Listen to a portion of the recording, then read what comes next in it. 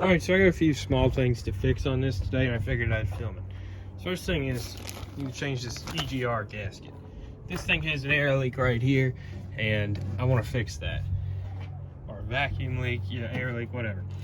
But it's leaking there. I did the test where you get a vacuum line coming out of here, cover up the intake there, and blow a cigarette in until you find a leak, and air came pouring out of this. So let's take this off and put the gasket on. Then I'm going to change this oil pressure line and gauge, because this busted on me the other day. I had to cut it short and put it up to there. I don't want that. I'm going to do this better this time and to where it won't bust. But let's take this off. It's either a 12 or a 13. I think I remember it being a 12. Yeah, maybe I'm wrong. We'll see. 13. It almost, this doesn't fit on there that well. It almost feels like it's a American socket. Oh well, this is pretty easy to do. The bottom one's the one that takes a minute. Alright, so I got this gasket out, and part of this actually stayed in there. So I'm gonna have to figure out a way to scrape this off. See it? You can't really see it, but it's right on the bottom here. I'm just going to try and get a little scraper and take that off. That way we've got a new fresh seal with this new gasket, which is a better quality than the old one. It's a little thicker, and it's a better gasket. That should fix it. So of course this is going to be a bigger task than I thought. This is pretty much plugged up with carbon right here. That's the cause of our spark knock. I'm going to take this throttle body off, and we're just going to clean this out real good. So this shouldn't be too hard. Let's get this off. Looks like a 5/16 or an 8. And then we'll just take the rest of this off and just get it out of there. Looks like to get this throttle cable out, there's another 5/16 or an 8 right here. We'll take this loose, get this throttle cable out of the way. Went ahead and took a lot of this crap loose. This here just pops right off. I actually had to look online how to do that. That just pops off and pops back on. Real easy to do. Then just take out your throttle position sensor connection, your IAC there, and everything else. You don't have to take the airbox off. Mine's just not screwed in, so just pull it out. There's a little hose that goes from here to here. Disconnect that. And now, these are all 13s. I'm going to take these loose, and we're good to go.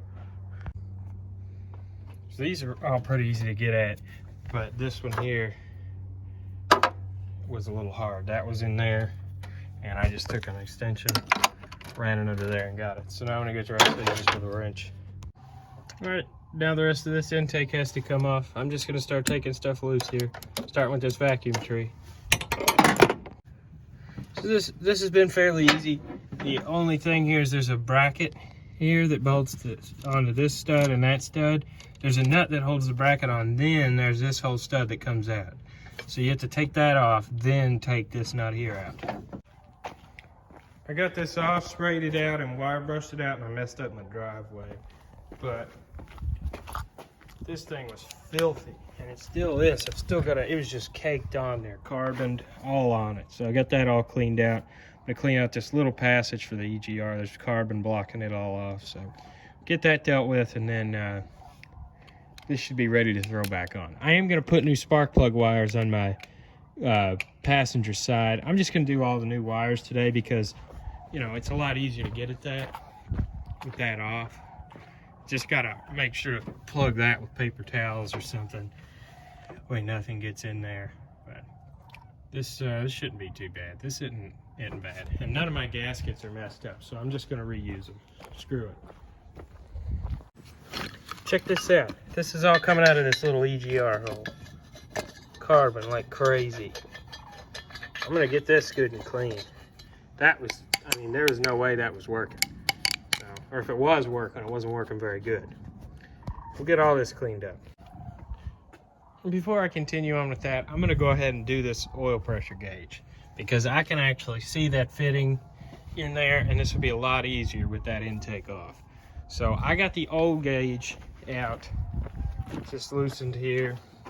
And I took the tape off my wiring, my solder there, And I don't think I'm gonna resolder the new one. I'm just gonna put butt connectors because, you know, it doesn't really matter. This isn't that important. And the real reason is my soldering iron broke. I don't have any money, so just gonna use butt connectors there. But all right, I'm gonna take this apart. This is a 10mm wrench or 3/8 or something right here, and we're just gonna get this line out of here. I'm just gonna cut it and take it off. So now I've got the wrench on this fitting here, and you can get any old oil pressure gauge and make it work on one of these 2.3s. It comes with all the little things to screw in the block. You just got to make sure to Teflon tape and set it up. I already put that fitting on with this, and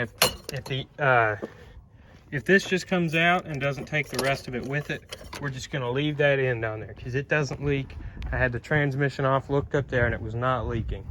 But if the whole thing comes off, we're just going to redo it with the new stuff. So you can't really see what I'm doing here. Well, maybe you can. That freaking wire's blocking me.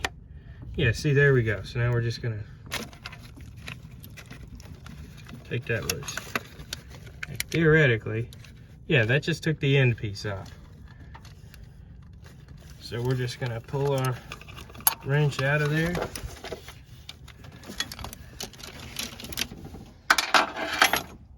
And take this off. Easy. All right. So now you can see how this works. There's a little, it's called a ferrule fitting, and it just compresses and it grabs onto the line, and that seals it off there. So that's done, and now we're just going to take this one off here, and we're going to run our new hose. And I'm going to do it a little differently this time. I'm actually going to coil it right around here, let it coil up. I didn't do that at first, and you're supposed to do that because when the engine moves, and my motor mounts are about shot, so the engine's all shaking all about, that can mess up these hoses, especially if you're doing copper. You want to coil it. We're not doing copper, we're doing plastic. There's a whole debate on whether or not you should use copper or plastic or whatever, but I have to change this once every about 2 years. It seems to bust once every 2 years. At least that's when this one did. I've only had this truck for 2 years. And I put that on right when I got the truck. So here's what I do here. I put the wrench on first, then I get my ferrule fitting inside here. I put the wrench, this, and then the ferrule fitting. And then I just take it back in there and put it all together. And this will tighten down onto the ferrule fitting at the right time. So you just gotta put it on there. You just, you know, you wanna keep pressure on this hose when you're tightening that. But you also wanna not crimp this hose at all, because that'll cause it to break prematurely if you're bending on it. All right, I got that hooked up, and I got the hose run down here, and I poked it in through there. Now I'm gonna go inside the truck, pull it through, and come out this little hole I drilled before. All right, I got this run through here. Now I'm just gonna look through and see if I can see any places where there's tension on this hose, because that is not what we want. It's good there. Let's go in here. See what we can see here. This looks pretty good. We'll actually spin that more like that. So there we go, that looks good. And yeah, maybe we'll try and do something like that to where it's not touching on a lot of stuff. That's good. And that can't be, I don't know, that turns there, so we don't want that touching on that. So what I'm going to do is I'll get this kind of coiled up and put a zip tie through here. But we're pretty much good. It's good there. I gotta go to Walmart and get some butt connectors, more intake cleaner, and something else, zip ties. Got the intake on, torqued to spec. Yeah, okay. No, I just kind of guessed. Just you know, did a cross pattern and just did it. You know, just friggin' center. Be fine. Be damn fine.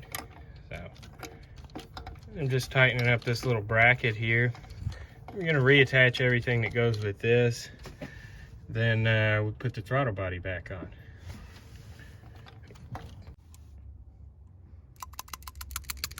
That's the sound that's supposed to make. You don't have to buy a new one of these, you can just clean it out. But these are like $2–3, not that expensive. But I just cleaned this one out. It's not a big deal. I put it on a few thousand miles ago. It wasn't stopped up, clearly, but you know, I just went ahead and sprayed it out with brake clean. Be fine. Put it back together. I'm gonna put this in, and then I'm gonna put the EGR valve back on, re-zip tie that, and then we'll move on to the throttle body. That was easy. We did suffer one casualty. Yeah, so I'll figure out something for this. That'll be fine. I'll just do kind of like I did here, and that works fine doing that. So now we're gonna get this cleaned up here and reattach the throttle body. Got this throttle cable on here, all this on, and I put some white lithium grease here, here, and here. Hopefully that'll smooth out my operation a little bit. This wasn't dirty. I've cleaned this before, so I didn't mess with it. Got everything hooked back up, and I'm just gonna kind of try and start it. See what it does once I, of course, fix that vacuum leak there. Seems fine. Let it idle down, see if I can hear any obvious vacuum leaks. I think we're doing all right. And this works too. Awesome. That's a lot better than the other one looks wise. Look at this one. Lame. Pretty cool. All right, that's awesome. That's good news there. I'm gonna let this run for a bit, then just see how it does. Made a mess in here, but that's done. Got that all attached. It's connected. Everything in here's good and done.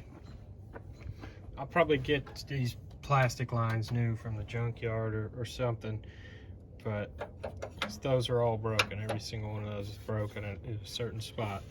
But oh well, this is good to drive. I'm happy with this. I was smelling this real bad burnt smell, like a weird burning, and then I was thinking it might be the white lithium grease, so I sprayed some down there. It was, but now that crap's gonna burn off. But this is good. This is safe and done. It definitely seems to be running just a little bit better. This though reads a bit different than the old one did. I've been driving it for like 15 minutes, and it's good and warmed up. You know, I was on the highway most of that time, and look at that, it's pretty.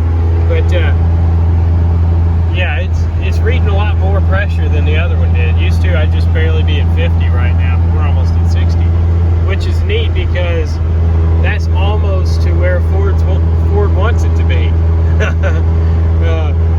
Who would have known an engine with this many miles, you know, would make that kind of oil pressure? It's got 311,000 miles on it.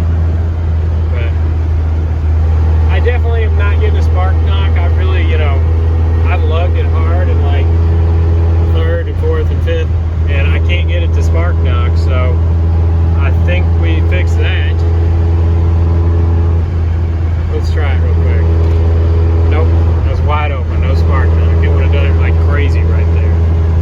I might even try a tank of regular gas and, you know, see how that holds to it, because usually if I put regular in, which is 87, it would spark knock like crazy. But, yeah, it's doing great. I'm really happy with it.